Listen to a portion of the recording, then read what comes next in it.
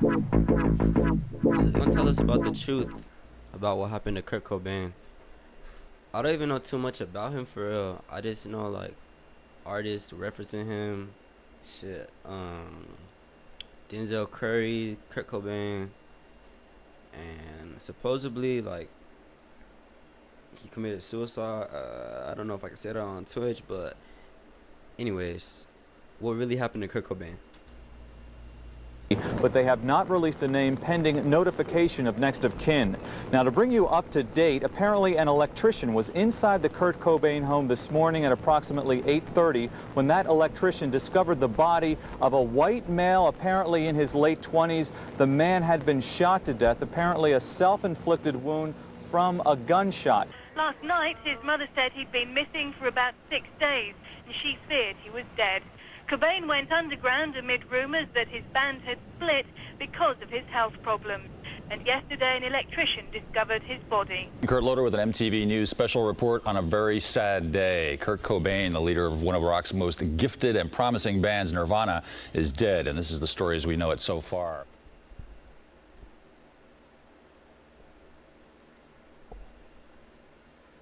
Is it bad that I didn't know he was the leader of Nirvana? I can't be the only one that didn't know that.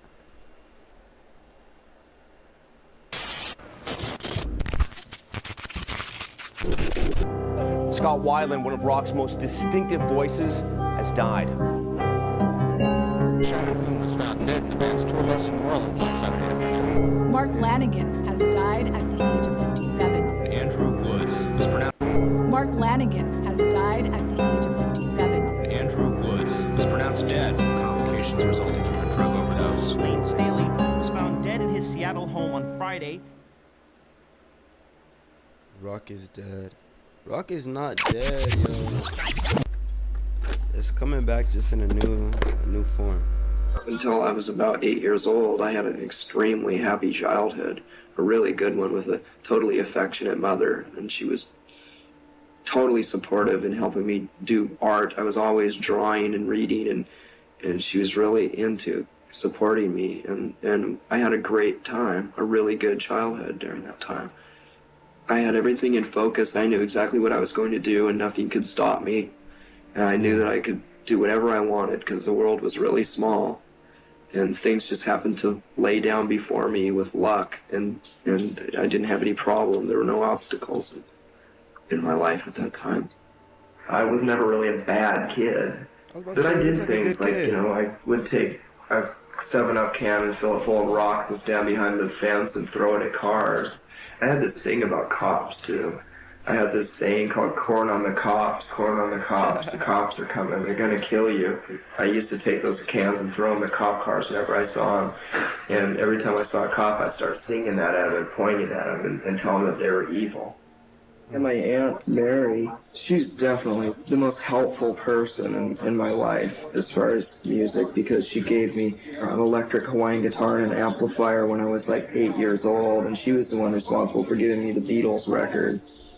And she gave me a bass drum, and I'd strap that on and walk around with the Elmer's Fudd hat on and my dad's tennis shoes and beat on the drum and walk around the neighborhood singing Beatles songs. Thought for sure I could be a rock star. There was no problem because I was so hyperactive and the world was in my hands. I could do anything. I knew that I could be the president if I wanted to, but that was a stupid idea. I'd rather be a rock star.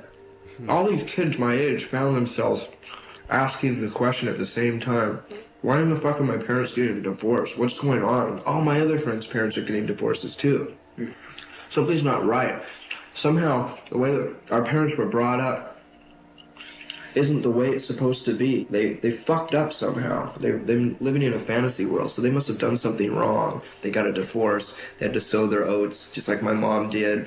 They had to start drinking when they were 30, and really confused and going and fucking up over and over again with raising their children as teenagers because they don't understand the things that those kids need.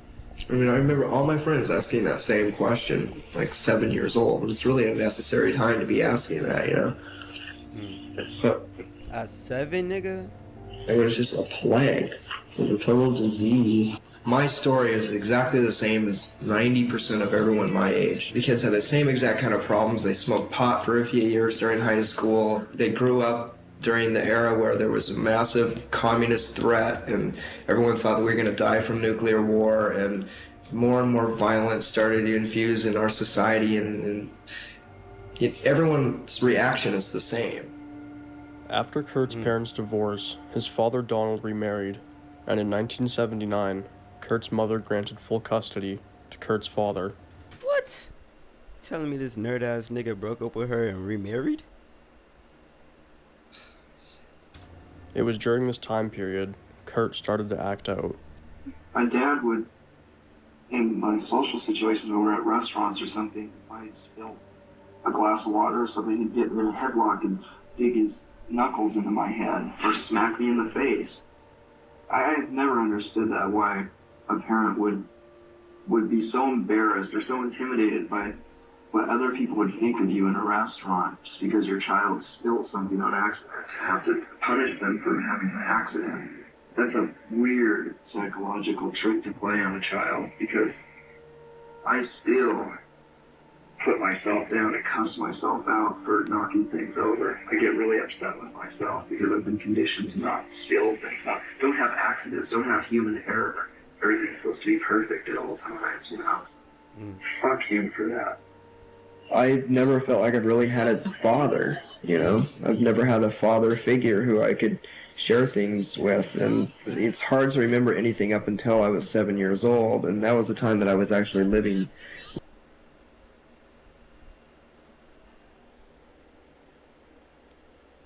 My fault, Chop.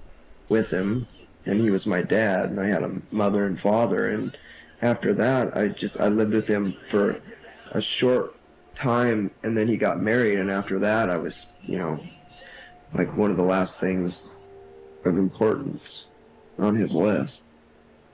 So I just wanted to know that I don't have anything against him anymore, but I just don't want to talk to him because I don't have anything to share with him.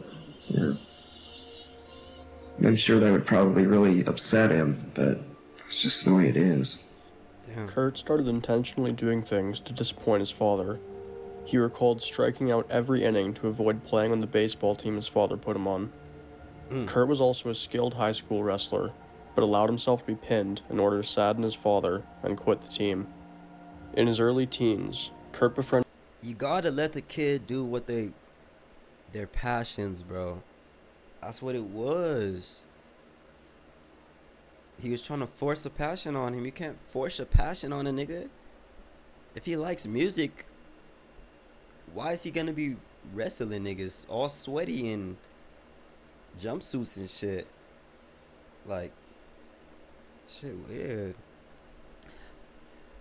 Yeah, no, again, parents gotta do better, for sure. Our generation better step up. The gay student to the dismay of his peers. Kurt was relentlessly harassed due to the friendship. Luckily, I found a gay friend who basically saved me from wanting to kill myself half the time. Apparently, everyone in high school knew he was gay, but they just didn't bother to tell me, or I just didn't bother to notice, you know, until... And it was around those times, like, it's not no 2024 where, nigga, you could blow up off being gay. People were probably getting bashed, like, dragged through the mud for their sexuality, bro. So he decided to make a pass at me one night, and I just flatly told him that I wasn't gay, but I'd still be his friend. After that, I started to realize that people were looking at me even more peculiarly than usual. And then I started to get harassed by some of the people, especially in gym class. They felt threatened because they were naked and I was supposedly gay, so they'd either better cover up their penises or punch me, or both. Being proud of the fact that I was gay even though I wasn't. I really enjoyed the conflict. After dropping out of high school 2 weeks before graduation, they treated him like he was gay because his homie, bro. And they harassed him for being gay because his homies' choices.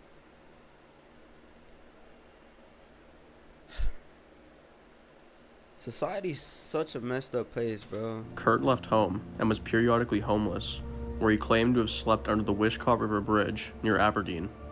This experience would be the story behind Something in the Way. And this is probably the coolest parts. Nirvana's Something in the Way was written about this bridge right here. Fun fact, I learned how to play Something in the Way on guitar 2 years ago, sophomore year of high school. Guitar class, playing that hoe. Nothing, slight. It's a banger though. This is the Yonge Street Bridge in Aberdeen, and you can see all of the graffiti. All the people have been down here, and apparently Kurt used to come stay under this bridge. And apparently that may not be true though, because apparently the water will actually rise all the way up into here. And it's quite slippery to back that claim up if someone's been here recently, it looks like. There's a tent. There's graffiti and all that everywhere. I have my light on, but it's not really doing a whole lot.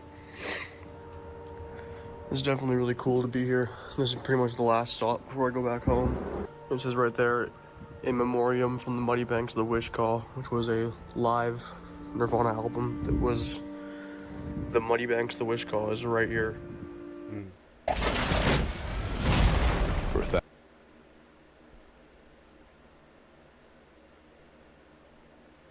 It was during this period, Kurt attempted his life by laying on a train track and waited for the regular train. He claims the train came and passed on the track next to where he was laying. After starting with weed, Kurt eventually... Nigga, what are the odds?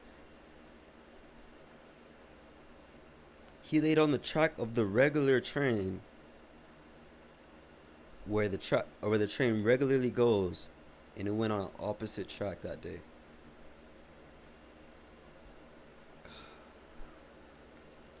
That's crazy.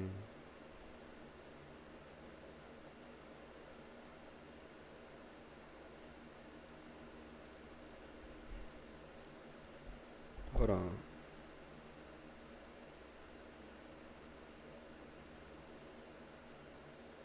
But I talked to him about it and everything that I'd learned about heroin. It's definitely really cool to be here. This is pretty much the last stop before which was a live Nirvana. It was during this period, Kurt attempted his life by laying on a train track and waited for the regular train. He claims the train came and passed on the track next to where he was laying. After starting with weed, Kurt eventually tried heroin, which he claimed helped him with his stomach issues. With his stomach issues? Nigga, what? How you go from weed to heroin? Like, that's what they used to mean by gateway drug. Heck no. You could have stopped there. He must have always wanted to try it, bro, because, oh God, weed to heroin. It's the leap of faith, nigga. What? But I decided one time to just confront him. It's crazy. And so I went up to his bedroom. He was sitting on the side of the bed, and he was crying because I'd just arrived, and he knew it was breaking my heart. But I talked to him about it and everything that I'd learned about heroin. And I asked him if he was at the stage of where he was addicted to also the needle prick. And he burst into tears. And he was just ashamed. In early 1985, Kurt formed his own band, titled Fecal Matter. Kurt met Chris Novoselic during his time at Aberdeen High School, and in 1986, after Fecal Matter split up, Kurt and Chris began playing together in the upstairs of Chris's mother's nail salon. In 1986, Kurt managed to get his own apartment and began dating Tracy Mirander. The song About a Girl was written about Tracy. While thinking of what to name their new band, Cobain settled on Nirvana, a Buddhist word. Kurt, Chris, and a revolving door of drummers would play small gigs under the moniker Nirvana. We should have never turned off the highway this far. I think we're in Smallville. We lost. Dumb law. Dumb fucking law. Dumb fucking law. There's Kurt. He's got the old pads rolling. Dude, what we need is anarchy. Yeah, that's it. If there was anarchy, we wouldn't have this fucking odd, even parking on side of the street stuff. That's that right. Talk too much. You're messed up the whole neighborhood. Yeah. And we're where? Oh! Oh! Oh God. Ain't no telling when he's down for a jack move.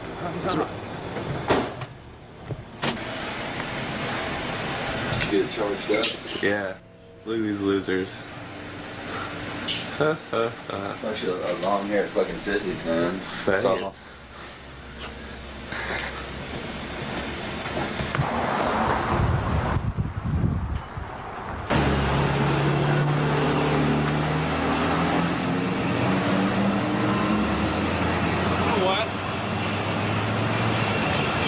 We should move in our stuff before it starts raining. You know that? Yeah.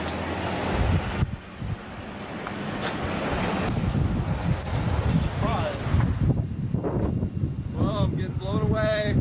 Jason!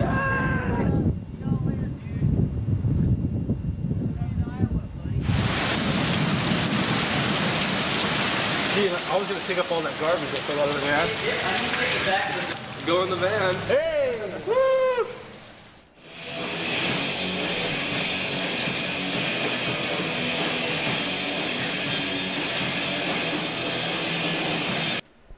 Y'all know who Kurt Cobain reminds me of? Wieland. Am I tripping? Oh, I guess Wieland reminds me of Kurt Cobain. But same thing. Like, maybe that's Wieland's like inspo for his new marketing. But he reminds me of like Kurt Cobain and that rock star shit.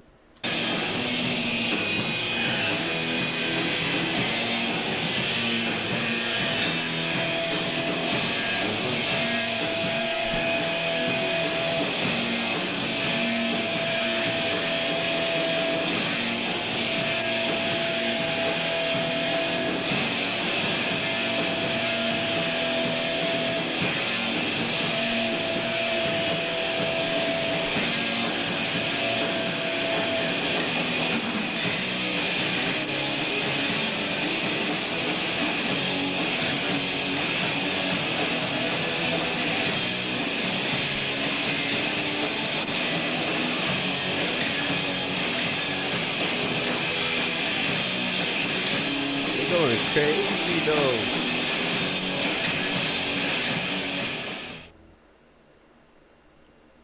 Woo, this is a tough.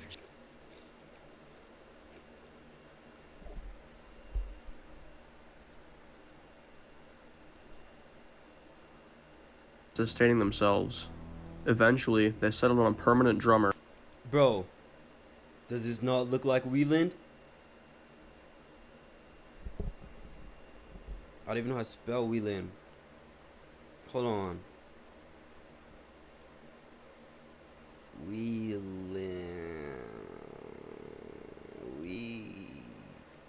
do you spell that? Wieland. Oh, there it goes. Bro.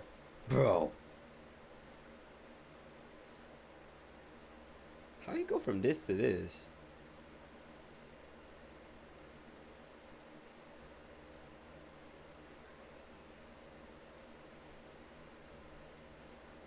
Am I bugging?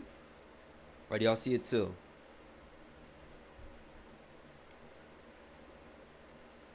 Chad Channing, with whom Nirvana recorded their debut album Bleach, released by Sub Pop Records in 1989. What and who is Nirvana? Nirvana is a three-piece underground alternative grunge rock band from Seattle, Washington, or the outskirts of Seattle, Washington. And that's about it. I mean, that's what we are. We play a very powerful, high-energy type of rock and roll. We move around on stage a lot and just scream with an abandon, I guess. Eventually, Kurt decided that Chad Channing's drumming style did not fit Nirvana's sound. Twin.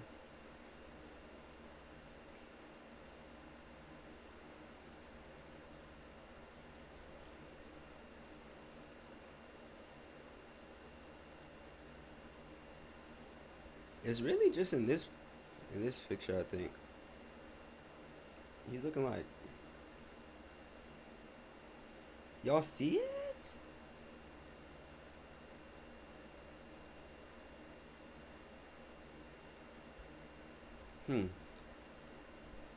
Let's pray he does not go out like Kurt Cobain. Channing was fired, and Nirvana brought in a young drummer by the name of Dave Grohl. Grohl would go on to be Nirvana's permanent drummer for the rest of their history. When Cobain got drunk with his friend Kathleen Hanna, another member of Bikini Kill, she wrote, "Kurt smells like Teen Spirit" on his wall.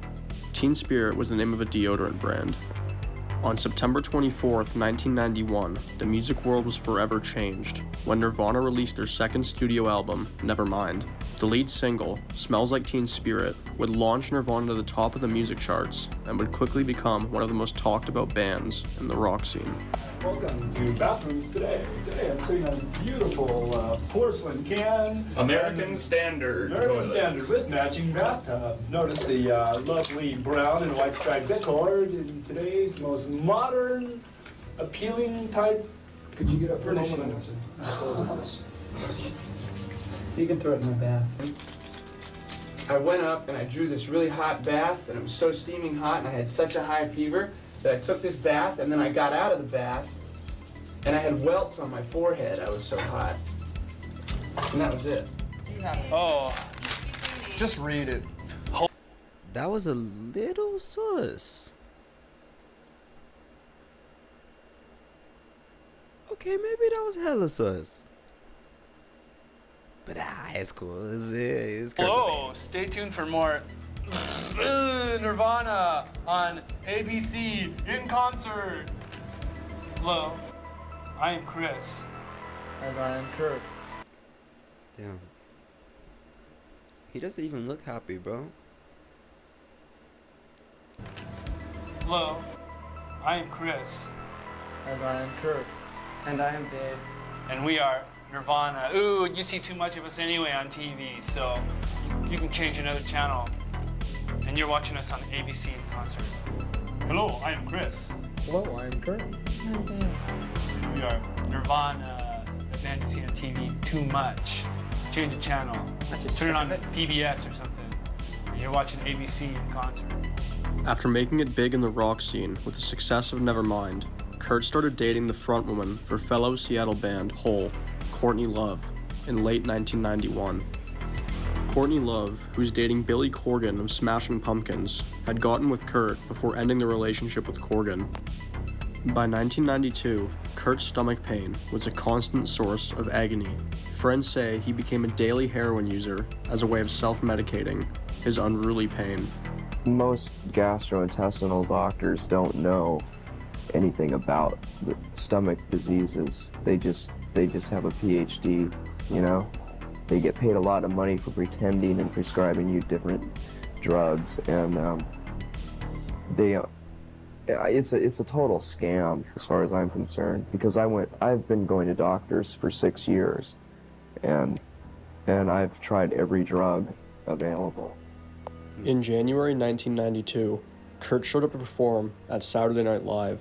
He and Courtney had shot heroin before arriving, and by the time Kurt arrived, he was extremely out of it.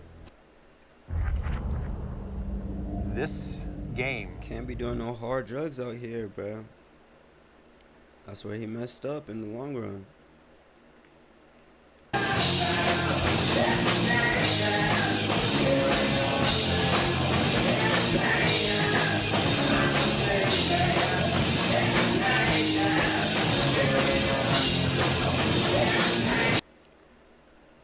I didn't even know that was Nirvana's song. But I knew the song. I can't be the only one.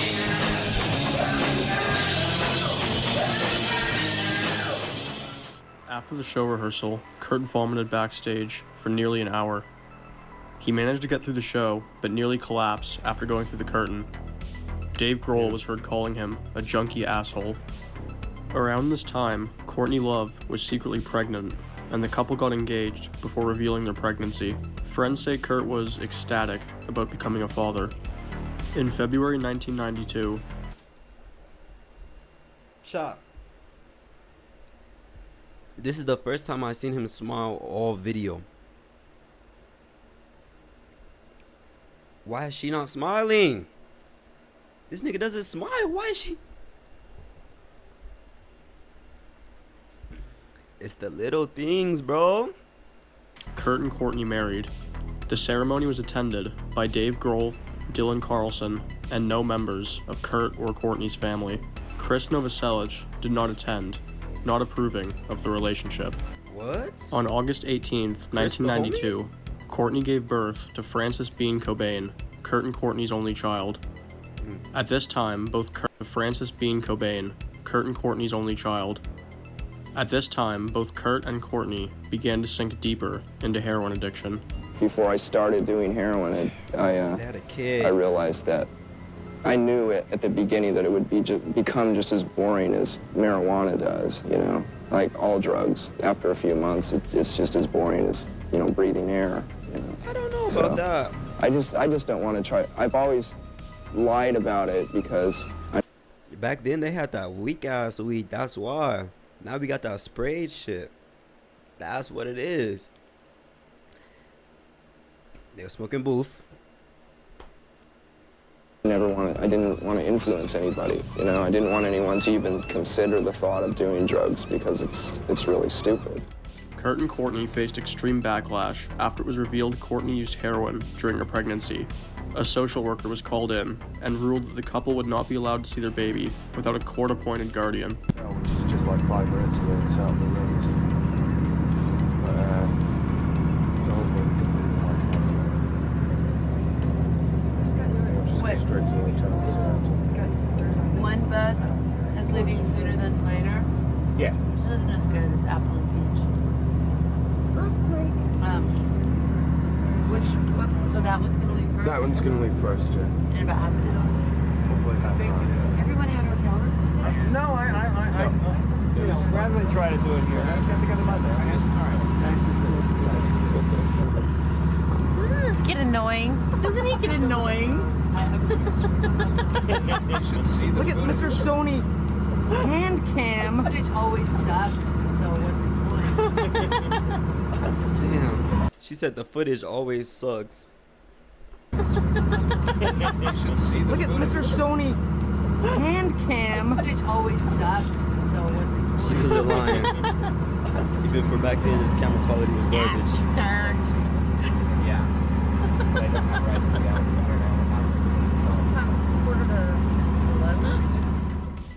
By 1993, Nirvana were the biggest band in the world. They were selling out shows everywhere they went, and Kurt Cobain was an A-list celebrity. Yeah, you can't buy happiness. I mean, that made me happy for a little while. But, I mean, I was just probably almost just as happy with, you know, fine. I don't know, I look back on going to secondhand stores and stuff like that and finding a little treasure like that. And that actually meant more to me because it was more of a stab in the dark in a way, you know, because you didn't know if you're going to be able to afford it, and you don't know what you're really looking for, and when you find it, it's more special to you, rather than, you know, having $1,000 and going into a store like that and just buying the whole store, you know. It's not as, you know, it's not as special. Now $1,000 not finna get you nothing but a pair of Ricks. He said the whole store. What?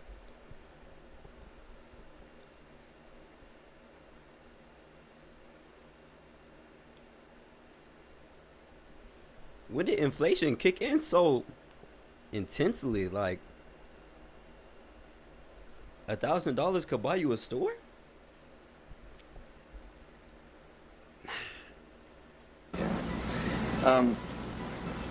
I really can't describe what changed our attitude so fast. I think, you know, Chop. Why did these look like clout goggles?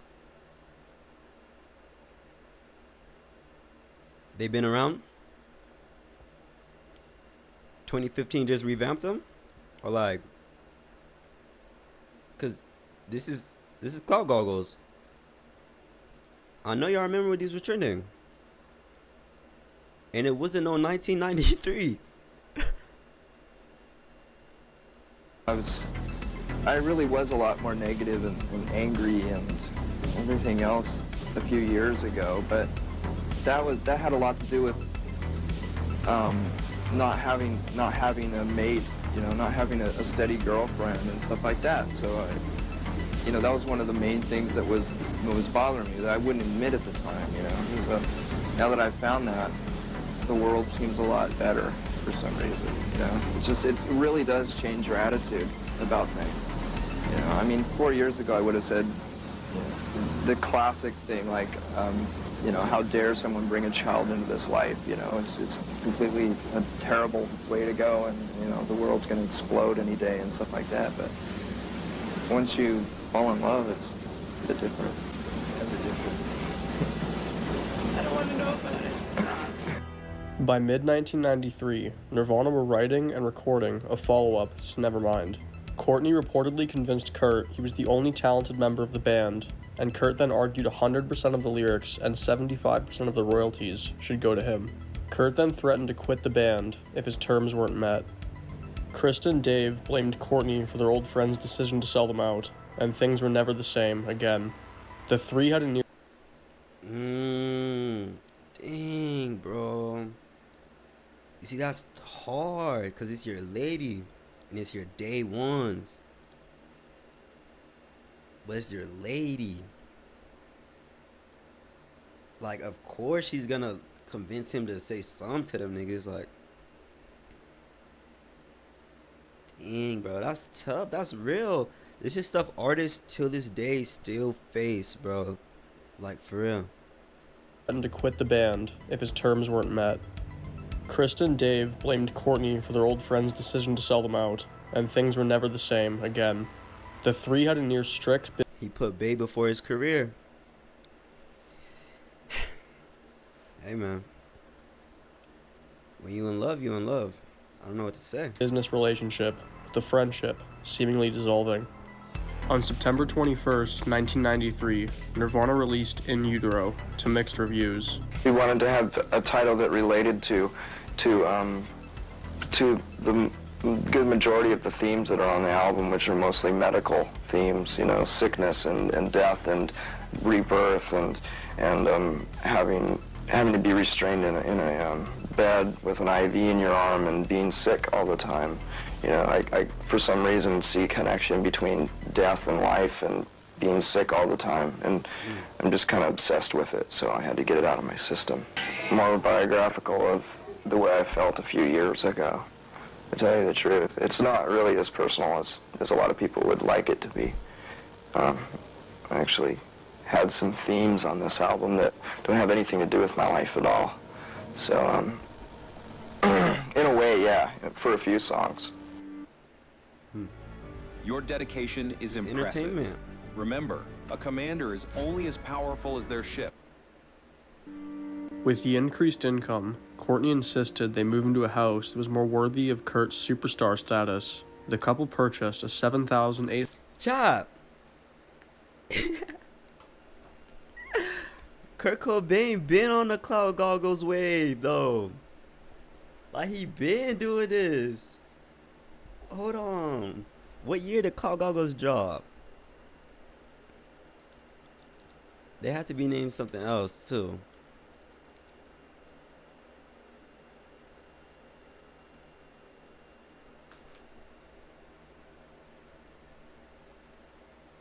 Look.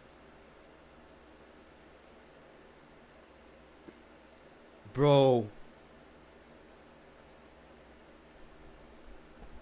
Is that why he called the song Kurt Cobain? And is that why they always go white? Twin.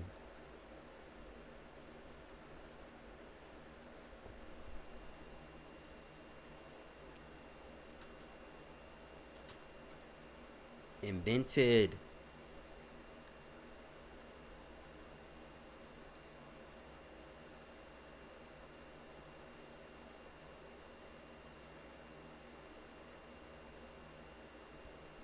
Prior to the style's mainstream cult option,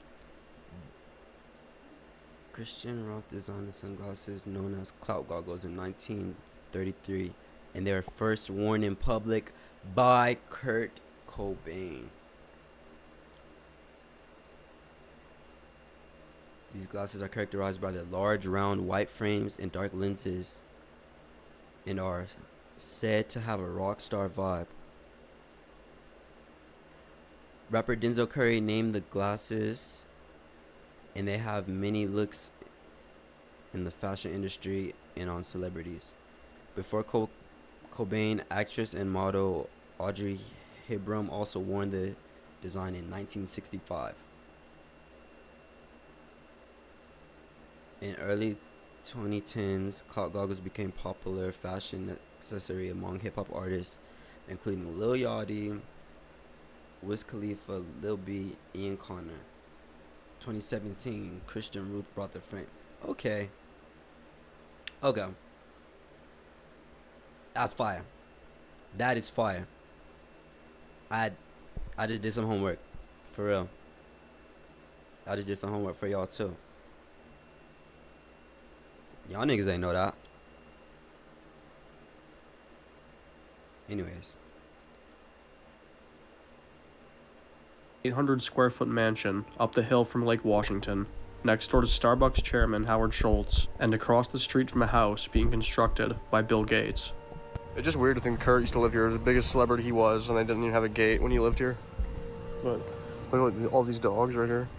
But there's a big call box, and I want to point my camera over this, but I don't know if I'm gonna get in trouble for that. You guys can see. People don't even sit on these benches anymore. There's a guy on that one, but this bench here is, no one sits on it. I'm trying to get through here, but it's so hard to see. I'm trying to see where the greenhouse will be. I'm gonna go get another angle too. So guys, I was able to get down this thing, and there it is right there. You can see the greenhouse pad. The garage is still there. The greenhouse where Kurt's body was discovered, and that pad right there. Damn. That's where the greenhouse used to sit. That is the house. This is as close as I can get without falling down this thing. Like, this is as high as I can get up to it. But that is where Kurt was found, unfortunately. I'm gonna get some pictures of my camera, but you guys can see that right there. Like, you can go like this. You guys can see the garage.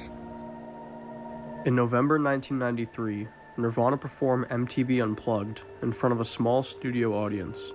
This show would go on to be the most popular rendition of Unplugged ever, and one of the most I've seen this frame before. Popular 1993 was these niggas' years, bro. It was their year. Like, he popped out with the clout goggles in 1993. That was his year.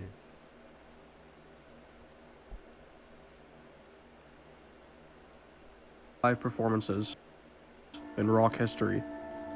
Shortly after moving into his new home in Seattle, Kurt gave the go-ahead for a 38-day European tour scheduled to begin in February 1994. During this period, Kurt and Courtney's marriage started to dwindle, with one occasion seeing Courtney throwing everything that was loose against the wall and screaming at Kurt for being useless. The two had a history of arguments and high-intensity fights. Previously in their marriage, Courtney called 911 and claimed Kurt had shoved her after she threw a glass of juice in his face during an argument. Kurt was arrested for assault and spent 3 hours in jail. Courtney hired her ex-boyfriend and known drug user Michael Callie DeWitt as a full-time nanny for Frances Bean. Leland Cobain claimed during a visit to the house they were both high as a kite, and Frances was right there in the room. They were both high for Frances Bean. Leland Cobain claimed during a visit to the house they were both high. Leland?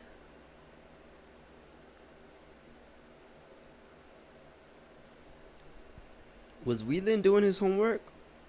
High as a kite, and Frances was right there in the room. Dylan Carlson, Kurt's best friend, admitted to supplying both Kurt and Courtney with heroin behind each other's backs. Kurt was known to sneak off to a motel and do heroin for a few days straight. Gun owners know that total concealment of your firearm is a tactical advantage. It gives you the power and anonymity to decide how to handle. Here we are at the Marco Polo Motel. Kurt Cobain used to come here and do heroin. I'm gonna take you guys up to his room right now. It's right over here. It's crazy being here. I actually stumbled upon this accidentally when I first got here. But I'm gonna try and very nonchalantly go up there because I did not rent a room.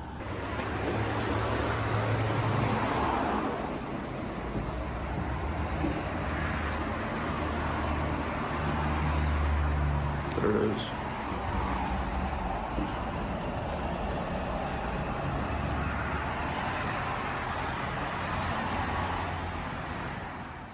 In February, Nirvana traveled to Europe to tour.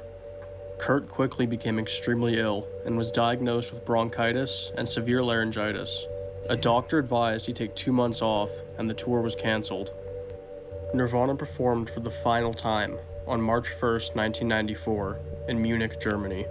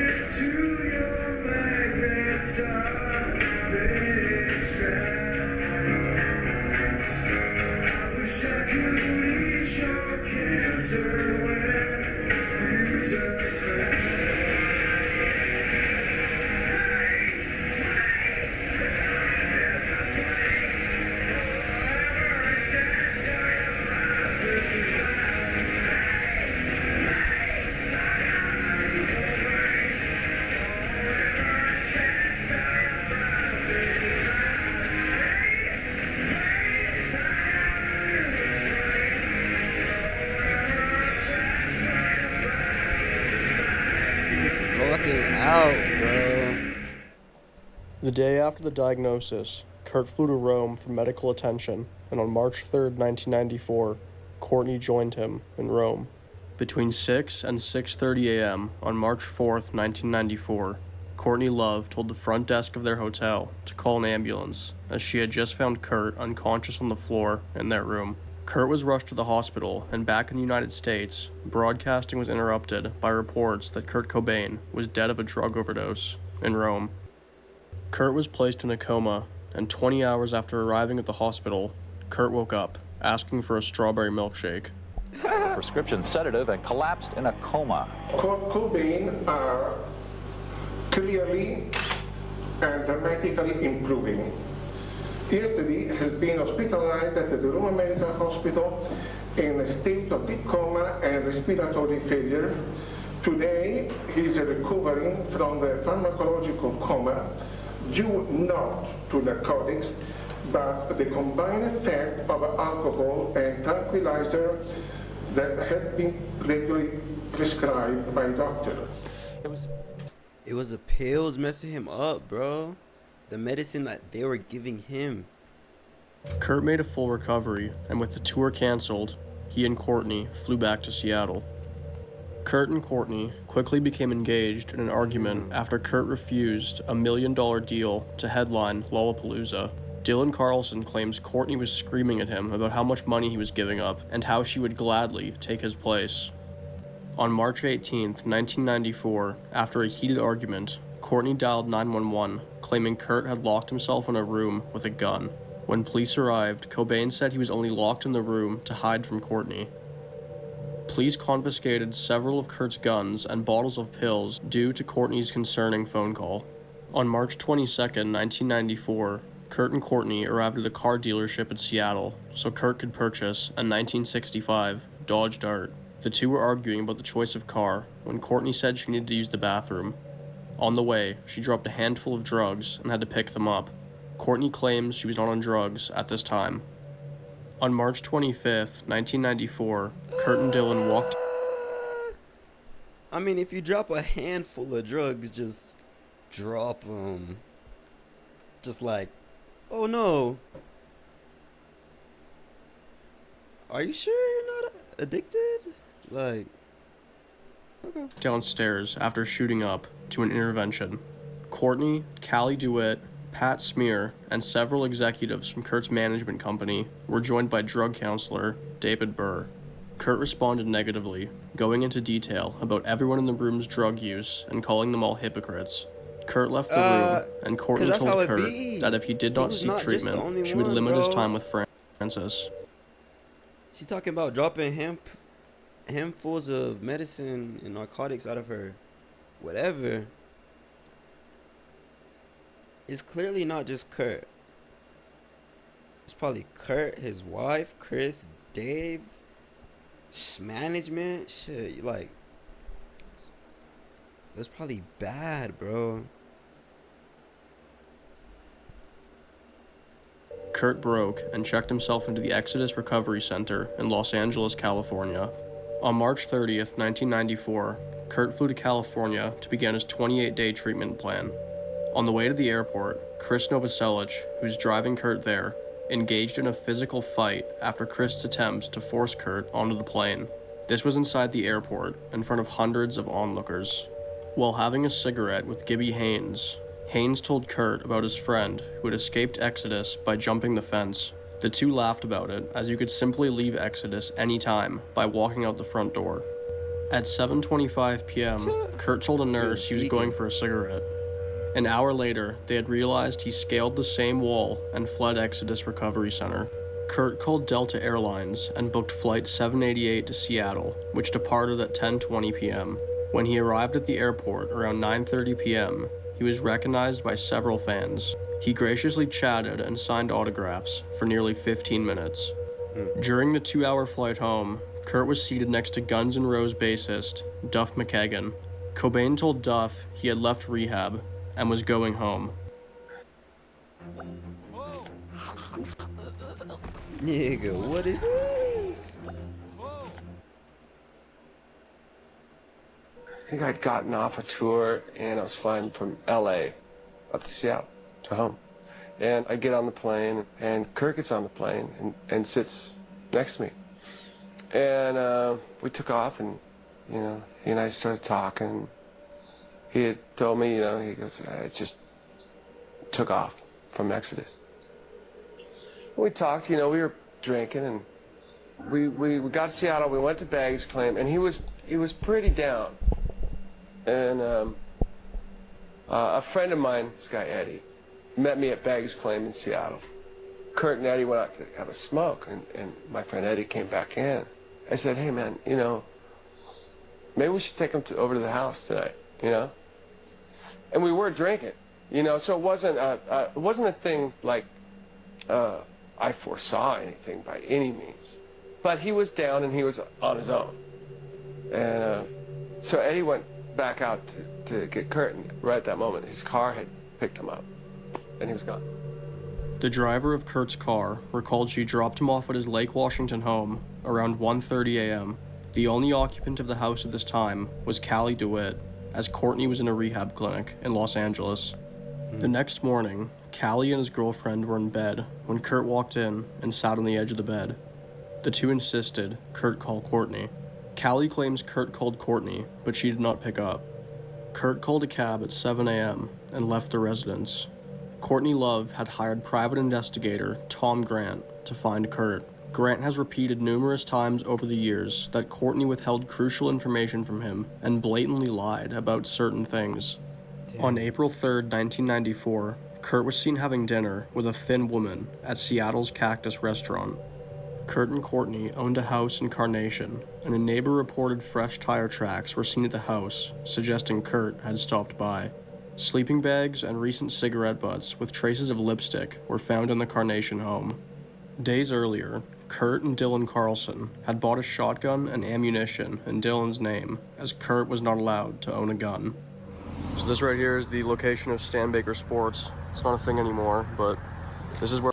This man traveled all the way to Kurt Cobain's state? Is Seattle? Where Kurt Cobain... Is Seattle or LA? And Dylan Carlson came, and Dylan Carlson purchased a Remington 20-gauge shotgun for $307, and this is the gun that was used in Kurt's passing.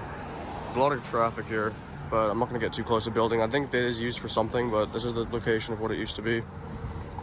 And there's not really much to see, it's just an old gun shop, but just a walk by here.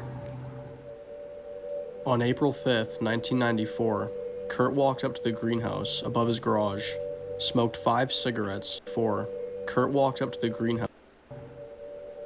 On April 5th, 1994, Kurt walked up to the greenhouse above his garage, smoked 5 cigarettes, had a few sips of a Barks root beer, and shot up one.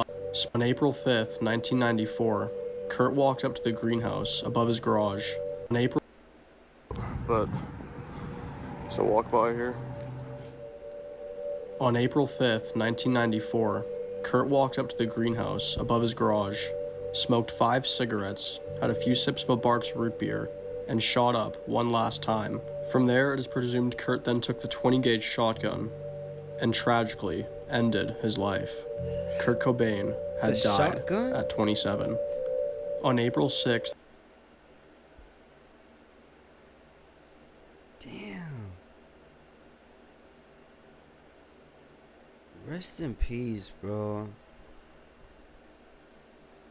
And 5 cigarettes. On God, you gonna have to smoke 5 cigarettes to shoot a shotgun?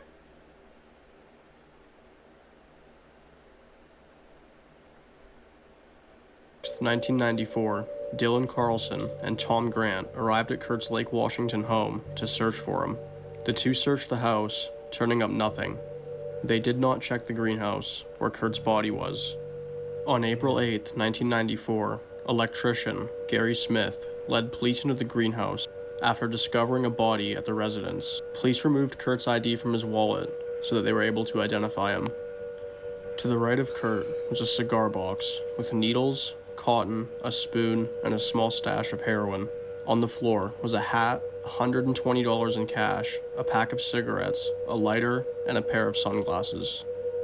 To the left of Kurt was a brown jacket, a shotgun case, a bag of shells, and inches from Kurt's head, next to a large puddle of drying blood, was a can of root beer. A paper placemat covered with red handwritings, stabbed with a pen, was... Yeah.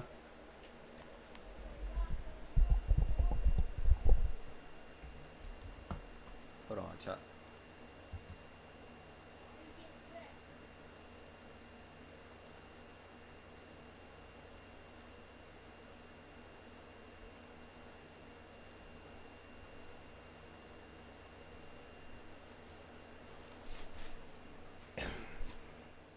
I'll be right back.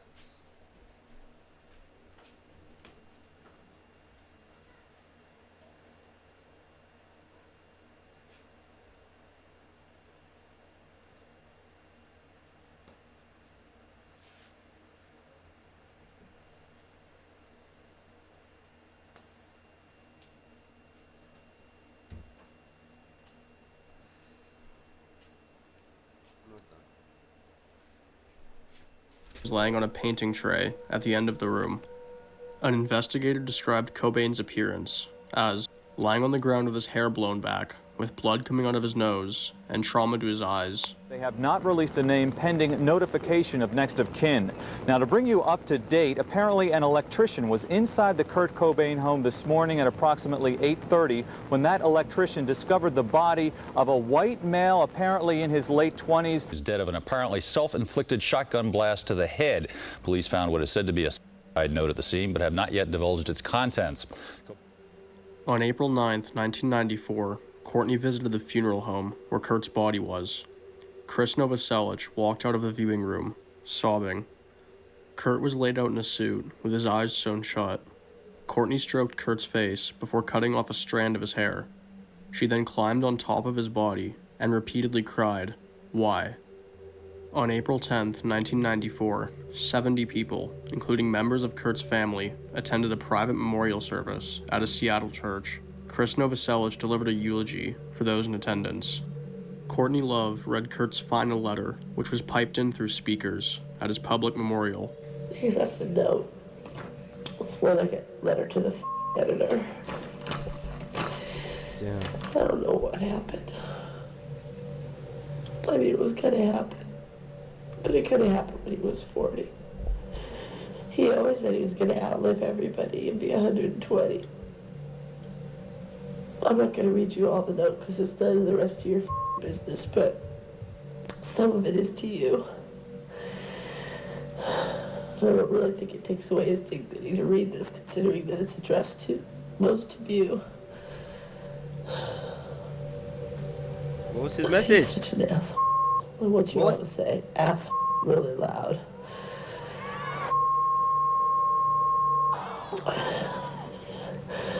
This note should be pretty easy to understand. All the warnings from the Punk Rock 101. You might think you know Bespoke Post. They have leveled up big time. Curses over the years since my first introduction to the, shall we say, ethics involved with independence and the embracement of your community has proven to be very true. I haven't felt the excitement of listening to as well as creating music, along with really writing something for too many years now. I feel guilty beyond words about these things. For example, when we're backstage and the lights go out and the manic roar of the crowd begins, it doesn't affect me the way in which it did for Freddie Mercury, who seemed to love and relish in the love and adoration from the crowd. Well, Kurt, so f***ing what? Then don't be a rock star, you ass. Which is something I totally admire and envy. The fact is, I can't fool you, any one of you. It simply isn't fair to you or to me. The worst crime I can think of would be to pull people off by faking it and pretending as if I'm having 100% fun. No, Kurt, the worst crime I can think of is for you to just continue being a rock star when you hate it and just stop. Sometimes I feel as I should have a punch-in time clock before I walk out on stage. I've tried everything within my power to appreciate it, and I do. God, believe me, I do, but it's not enough. I appreciate the fact that I and we have affected and entertained a lot of people. I must be one of those narcissists who only appreciate things when they're alone. I'm too sensitive. Oh. I need to be slightly numb in order to regain the enthusiasm I once had as our child. On our last 3 tours, I've had a much better appreciation of all the people I've known personally and as fans of our music, but I still can't get out the frustration, the guilt, and the empathy I have for everybody. There's good in all of us, and I simply love people too much. So why didn't you just stay? So much that it makes me feel too sad. Sad, little sensitive, unappreciative Pisces Jesus man. Oh, shut up, Pastor. Why don't you just enjoy it? I don't know. Then he goes on to say personal things to me that are none of your damn business. Personal things of Francis that are none of your damn business. I have it good, very good, and I'm grateful. But since the age of 7, I've become hateful towards all humans in general, only because it seems so easy for people to get along and have empathy. Empathy. Only because I love and feel for people too much, I guess. Thank you all from the pit of my burning, nauseous stomach for your letters and concern during the last years. I'm too much of an erratic, moody person, and I don't have the passion anymore. Peace, love, empathy, Kurt Cobain. Remember, there's some more personal things that are none of your damn businesses. And just remember, this is all bullshit. And I'm laying in our bed. And I'm really sorry. In the following years, private investigator Tom Grant claims a mountain of inconsistencies in the death of Kurt Cobain and Courtney's love. What? Courtney's love story.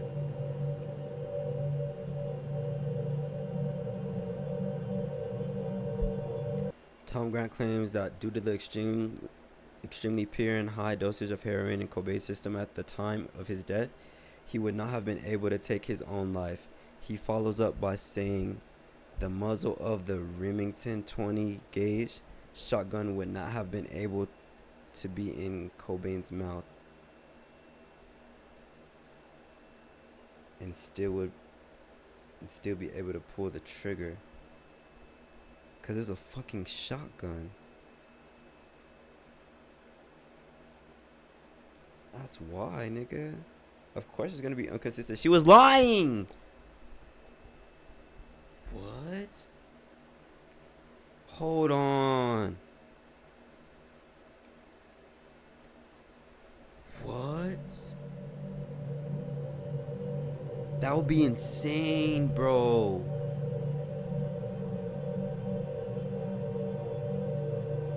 I just read this. What really happened?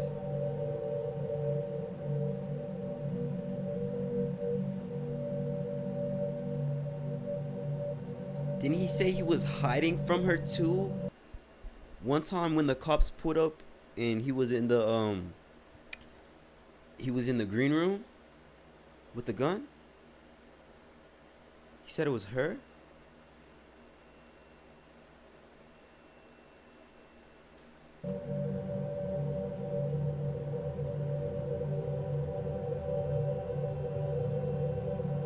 Huh. But I don't get it.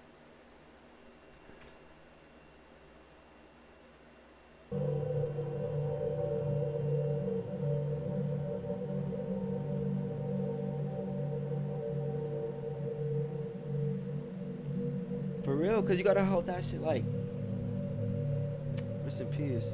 Additionally, Rosemary, Carol, Kurt, and Courtney's lawyer reportedly called Grant to disclose that she had found a practice sheet of Kurt.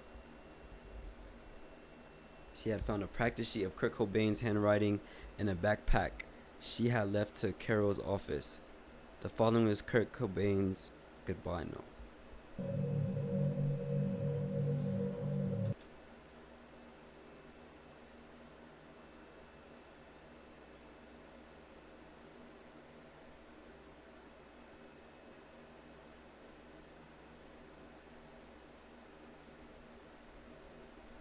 Additionally, Rosemary, Carol, Kurt, and Courtney's lawyer reportedly called Grant to disclose that she had found a practice sheet. Kurt Cobain's lawyer found a practice sheet of Kurt Cobain's goodbye note that Courtney had in her backpack that she left in the lawyer's office. Why would his wife have a practice note of his suicide letter?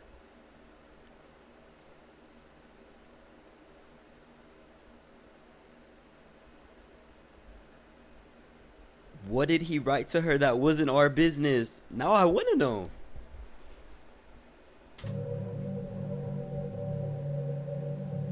Now we gotta know.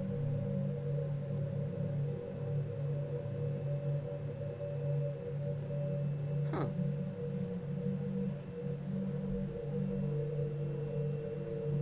Damn.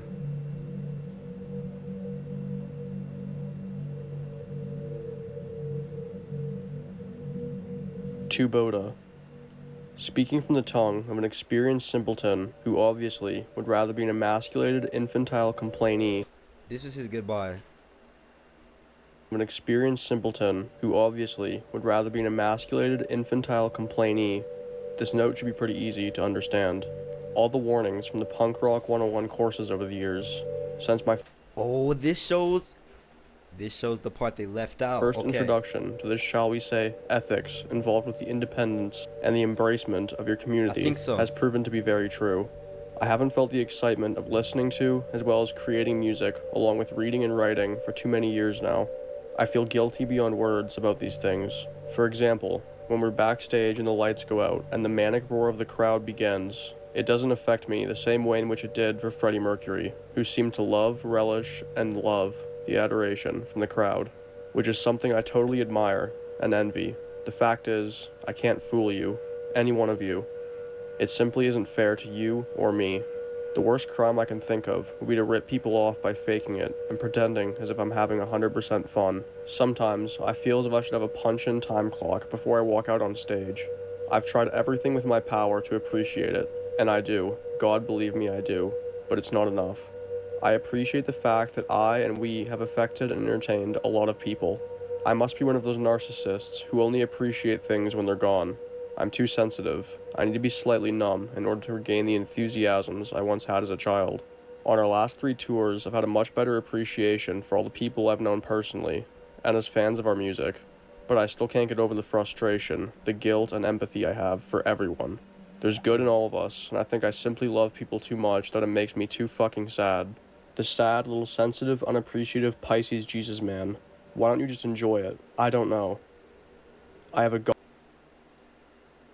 for all the people I've known personally, and as fans of our music. But I still can't get over the frustration, the guilt, and empathy I have for everyone. There's good in all of us, and I think I simply love people too much that it makes me too fucking sad. The sad, little sensitive, unappreciative Pisces Jesus man. Why don't you just enjoy it? I don't know. I have a goddess of a wife who sweats ambition and empathy, and a daughter who reminds me too much of what I used to be, full of love and joy, kissing every person she meets because everyone is good and will do her no harm. A wife who's too much that it makes me too This is what he says to her. fucking sad. The sad, little sensitive, unappreciative Pisces Jesus man. Why don't you just Damn. That's probably what she used to call him. enjoy it? I don't know. I have a goddess of a wife who sweats ambition and empathy, and a daughter who reminds me too much of what I used to be, full of love and joy, kissing every person she meets because everyone is good and will do her no harm. And that terrifies me to the point where I can barely function. I can't stand the thought of Francis becoming the miserable, self-destructive death rocker that I've become. I have it good, very good, and I'm grateful, but since the age of 7, I've become hateful towards all humans in general, only because it seems so easy for people to get along and have empathy. Only because I love and feel sorry for people too much, I guess. Thank you all from the pit of my burning, nauseous stomach for your letters and concern during the past years. I'm too much of an erratic, moody baby. I don't have the passion anymore. And so remember, it's better to burn out than to fade away. Peace, love, empathy, Kurt Cobain. Francis and Courtney, I'll be at your altar. Please keep going, Courtney, for Francis. Cobain. Francis and Courtney, I'll be at your altar. Please keep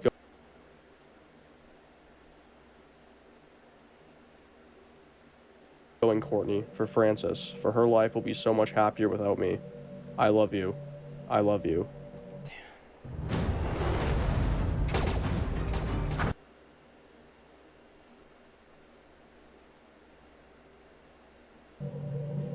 Tom Grant claims that the last section of the note was written by Courtney using the practice sheet she found in her bag, and that the note was a note to his fans revealing he was planning on disbanding Nirvana and retiring from music.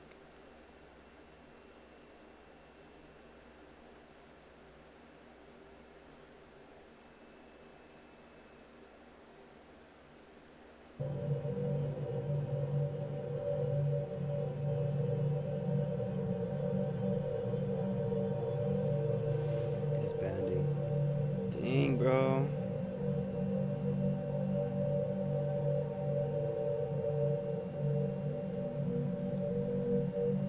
He would have been fired by himself. Valium was also found in Cobain's system. Some have claimed that Valium was slipped into the bar's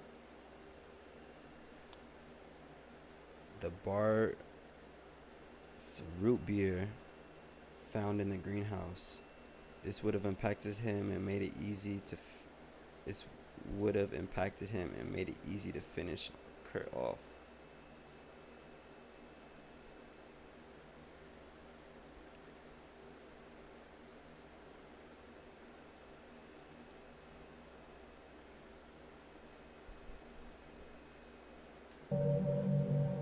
Damn. So yeah, the Valium that was slipped in his root beer like drugged him.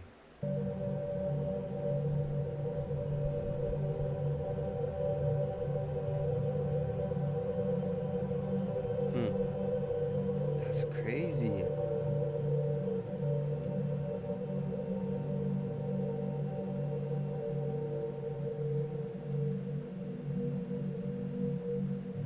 In 1997, journalist Nick Broomfield created a documentary titled Kurt and Courtney, reflecting on the theories surrounding Kurt Cobain's death.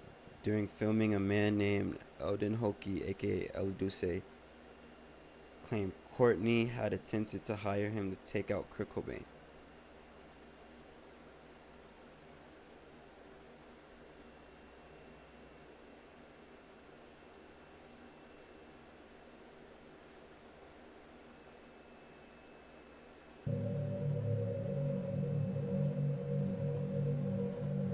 To take out Kurt Cobain. But why? The argument?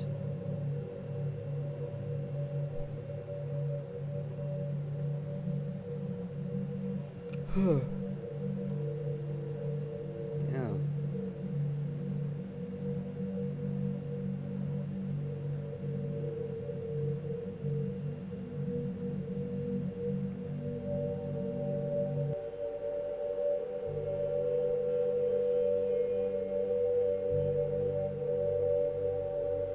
You think it's gave me time to read it?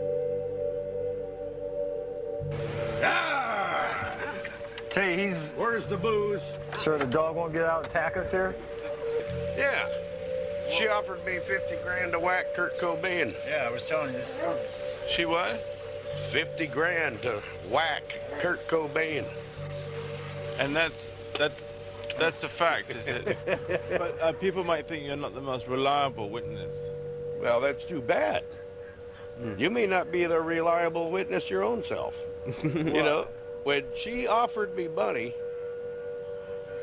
God dang, I wish I would have taken it, man. But I know who whacked him. But how are you going to whack him? Did she tell you how to do it? Yep, blow his fucking head off. So where were you going to find him to do it? Well, up there, and she gave, mapped it out. I mean, up there in Bellevue, wherever they live, right outside Seattle.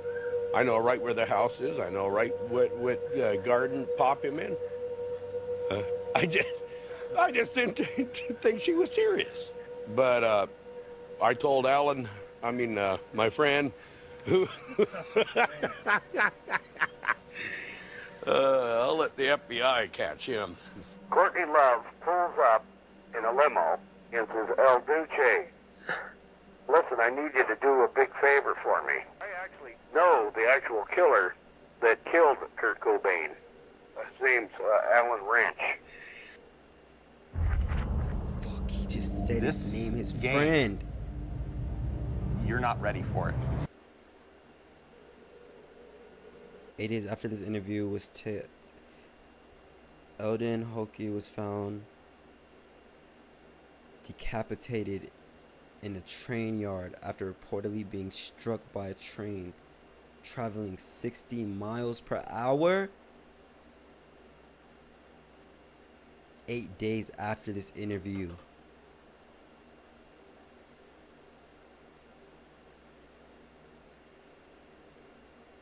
Yeah. She did it. Or not her, that nigga Alan. Alan Wrench.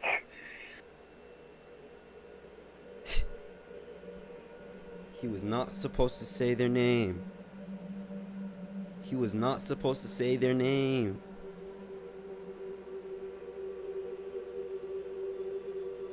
Damn.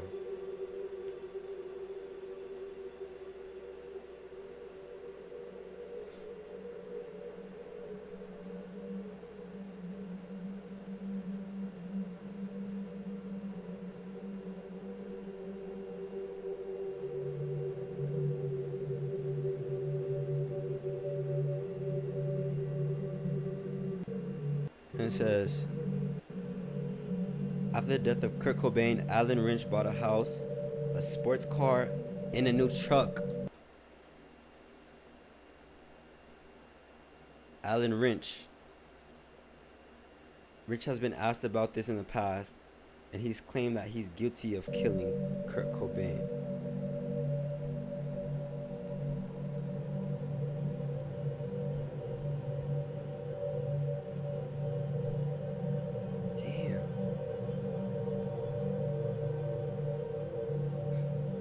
So who killed Dolce?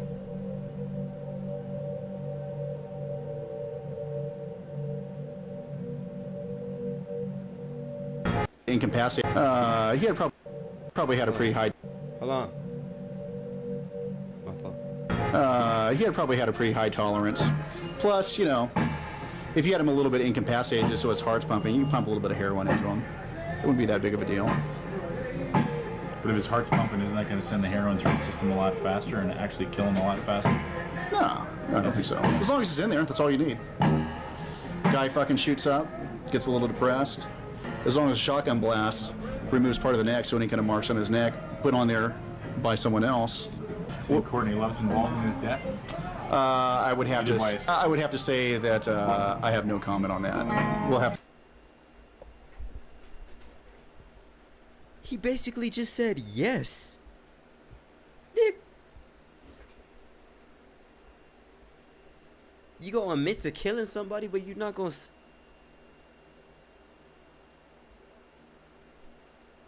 We'll have to see. We'll have to see what she says when we put it that way. Just an opinion, brother. Hypothesis. There's no incriminating. My opinion is that she's a very talented and intelligent person, and probably would never say anything that would get her into trouble. That's what I would say about Courtney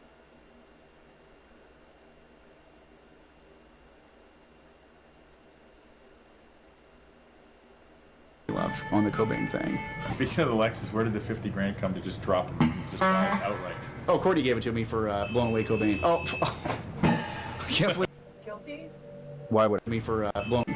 Speaking of the Lexus, where did the 50 grand come to just drop him, just buy it outright? Oh, Courtney gave it to me for blowing away Cobain. Oh, grand come to just drop him, just buy it outright. Oh, Courtney gave it to me for blowing away Cobain. Oh, I can't believe. Guilty? Why would I feel guilty?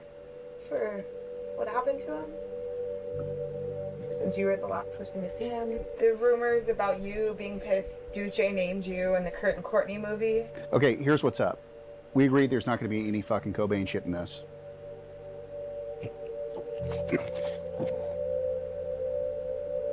In 2021, the FBI released a report on Kurt Cobain's death theories that they have received.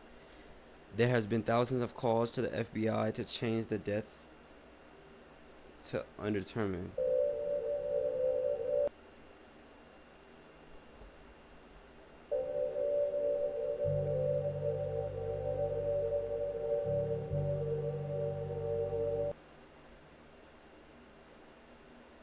Yikes.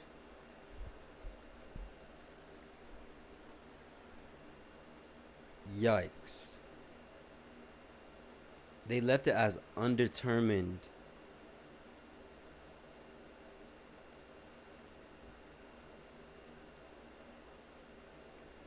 They left it as undetermined.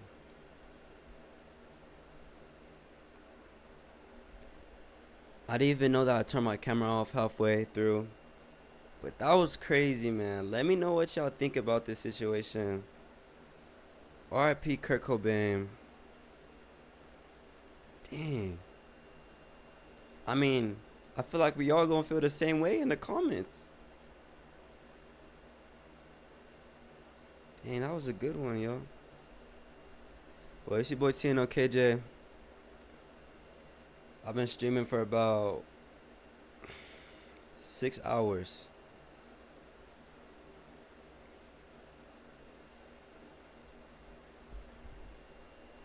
Six-hour stream. I'll probably be back on tomorrow. I'm gonna catch up, boys and girls. Hope y'all enjoyed the video. Tap in with me tomorrow. See you.